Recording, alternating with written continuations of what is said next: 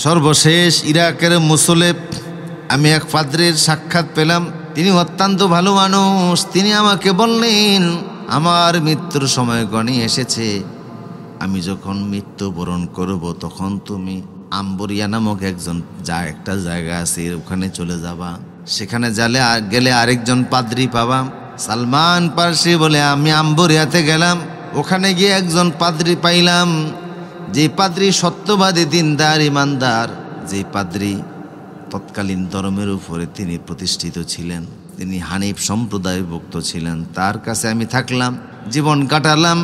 তিনিও বৃদ্ধ বয়সে যখন মৃত্যুবরণ করতেছেন, আমি বললাম, আমাকে কি করে যাচ্ছেন? তিনি বললেন, দেখো, এখন আর পৃথিবীতে সত্য ধর্ম কোথাও নাই, সমস্ত ধর্মগুলি বাতিলের সাথে মিশ্রিত হয়ে গিয়েছে। তবে সত্য ধর্ম নিয়ে শেষ নবী আগমন করতেছেন। তিনি সত্য ধর্ম নিয়ে আসলেই ইসলাম নিয়ে আসবেন। তোমাকে আমি বলে দিচ্ছি, তার সন্ধানে চলে যাও। আমি জানতে চাইলাম তিনি কোথায় আসবেন। তিনি বললেন, তিনি যেই জায়গার ভিতরে আগমন করবেন সেই জায়গাটা খেজুর গাছ কর্তৃক পরিবেষ্টিত হবে। ওনাকে চিনার জন্য কয়েকটি আলামত শুনে রাখো। 1 নম্বর, তিনি সদাকার জাকাতের মাল গ্রহণ করবেন না।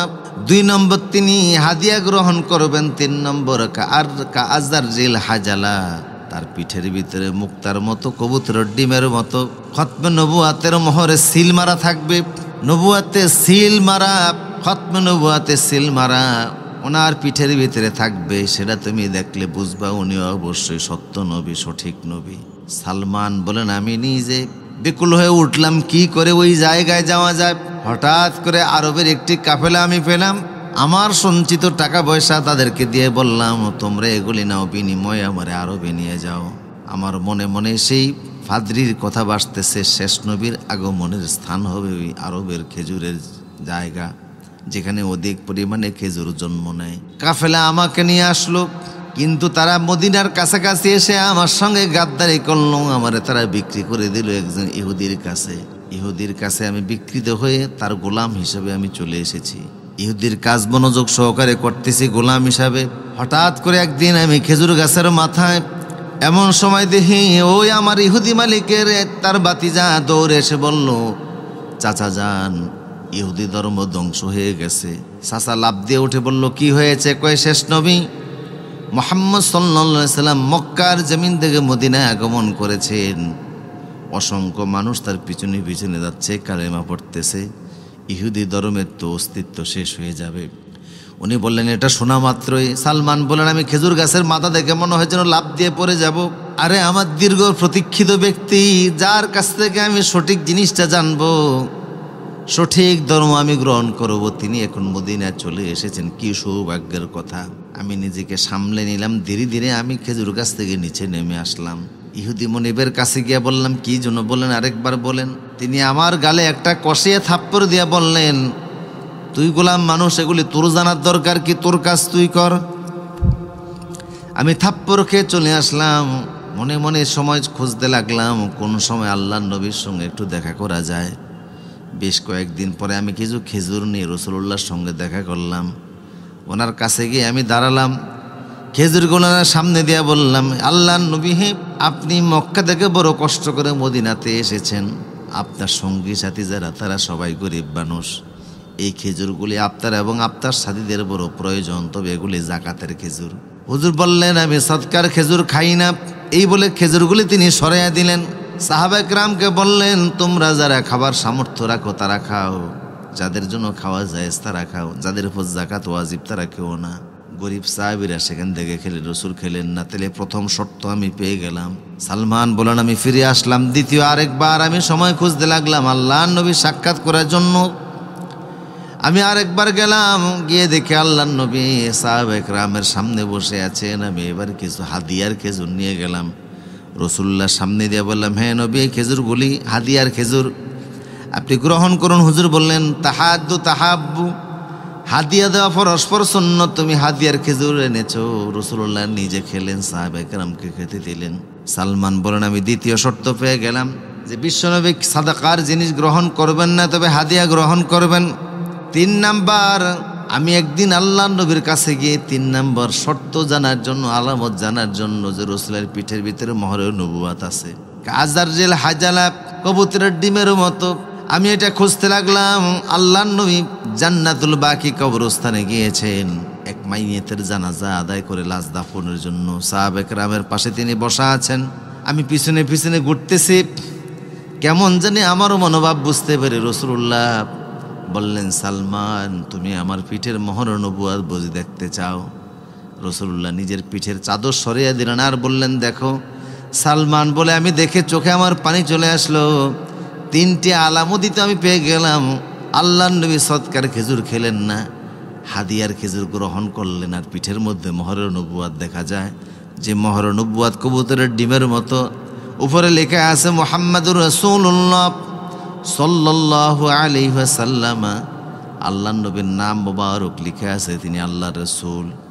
এই দৃশ্য দেখে আমি কাঁদলাম আর বললাম, হে নবী, এই সত্য খোঁজার জন্য আমি সংসার ত্যাগ করেছি, বাবা ত্যাগ করেছি, পরিবার ত্যাগ করেছি, সম্ভ্রান্ত পরিবারের সন্তান আমি ছিলাম, সব আমি ছেড়ে দিয়েছি। বড় বড় পাদ্রীদের সংস্পর্শে ছিলাম, কিন্তু সত্য পাইনি। আজকে সত্য জানলাম, বুঝলাম, সঠিক ধর্ম আমি খুঁজে পাইলাম। আমার কালেমা পড়েন, আশহাদু আল্লা ইলাহা ইল্লাল্লাহ ওয়াহদাহু লা শারীকা লাহু ওয়া আশহাদু আন্না মুহাম্মাদান আবদুহু ওয়া রাসূলুহু। হুজুরকে বললেন, হে নবী, আমি তো গোলাম, ইহুদির সাথে চুক্তিবদ্ধ। হুজুর বলেন, ইহুদিকে তুমি জিজ্ঞাসা করো সে কি চায়। সে যে যা চায় তার বিনিময়ে তোমাকে মুক্ত করা হবে। ইহুদি এমন দুটি শর্ত দিল যা স্বাভাবিকভাবে মুক্ত করা সম্ভব না। ইহুদি নেতা বলল, সালমান, তুমি যদি মুক্ত হতে চাও তোমার নবীকে বলিও আমার এমন 300 খেজুর গাছ দেওয়া লাগবে যেগুলি ফলদায়ক ফল দিবে। 2 নাম্বার, আমার এই পরিমাণ স্বর্ণ দেওয়া লাগবে। এই বলে মালিক স্বর্ণের একটা পরিমাণ ধরিয়া দিলেন। আমার প্রিয় সুধী, সালমান রাসূলুল্লাহর কাছে চলে আসলেন, বললেন, হে নবী, তারে 300 খেজুর গাছ দেওয়া লাগবে। হুজুর বলে, সাহাবীরা, তোমরা খেজুর গাছ দিয়ে সালমানকে সাহায্য করো। হযরতে সালমান খেজুর গাছগুলি নিয়ে গেলেন।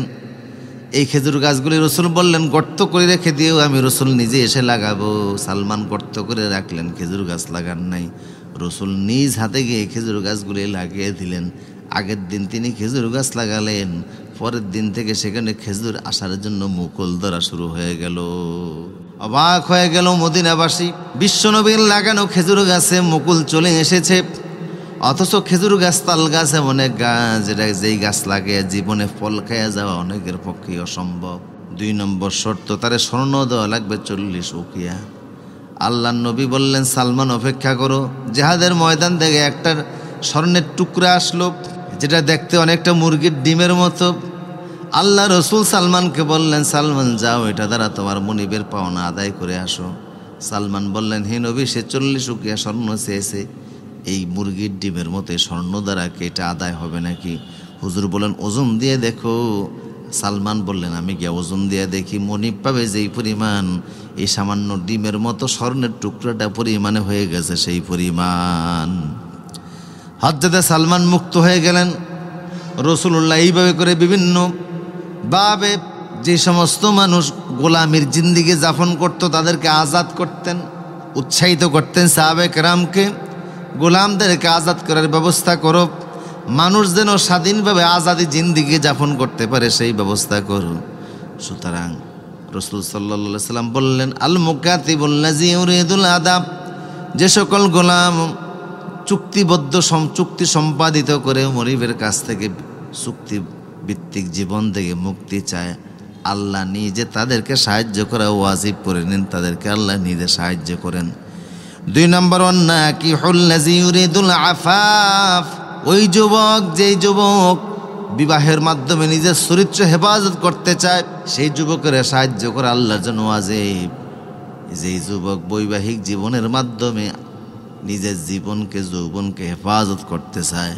আমার প্রিয় সুদীপ, রাসূল সাল্লাল্লাহু আলাইহি সাল্লাম বলতেন, ইয়া মাআশারাশ শাবাব, হে যুব সম্প্রদায়, মান ইসতাতা মিনকুমুল বাত ফালিয়াতাজাওয়াজ, তোমাদের যাদের পক্ষে সম্ভব তোমরা বিবাহ করে ফেলো। ফাইন্নাহু আগাদ্দু লিল বাসার ওয়া আহসানু লিল ফারাজ, কারণ বিবাহটা চক্ষুকে নিম্নগামী করে রাখে আর লজ্জাস্থানকে হেফাজত করে।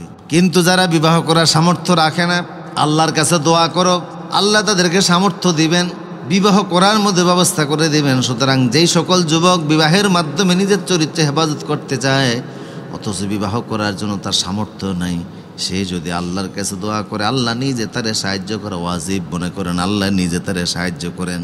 3 নম্বর হল মুজাহিদুল্লাযী ফি সাবিলিল্লাহ ওয়াল মুজাহিদু ফি সাবিলিল্লাহ। আল্লাহর রাস্তার মুজাহিদ যারা, আল্লাহর রাস্তায় যারা জিহাদ করে সংগ্রাম করে, আল্লাহর রাস্তায় যারা আল্লাহর দিন বিজয়ের জন্য যারা চেষ্টা চালায়, আল্লাহর দিন কায়েমের জন্য যারা চেষ্টা করে, একামতে দিন প্রতিষ্ঠার জন্য যারা প্রচেষ্টা চালায়, সেই সকল মুজাহিদদেরকে সাহায্য করে আল্লাহ নিজে ওয়াজিব মনে করেন, আল্লাহ নিজেই তাদেরকে সাহায্য করেন। সুতরাং আমরা 3 ব্যক্তির কথা শুনলাম, 3 ব্যক্তিকে আল্লাহ নিজে সাহায্য করেন। 1 নাম্বার হলো ওই গোলামের জিন্দিগি থেকে মুক্তি চায়। 2 নম্বর ওই ব্যক্তি যে বিবাহের মাধ্যমে নিজের পবিত্র জীবন যাপন করতে চায়। 3 নম্বর ওই মুজাহিদ যে আল্লাহর রাস্তায় জিহাদ করে। এই 3 শ্রেণীর ব্যক্তিকে সাহায্য করে আল্লাহ নিজে 3 শ্রেণীর ব্যক্তিকে সাহায্য করে।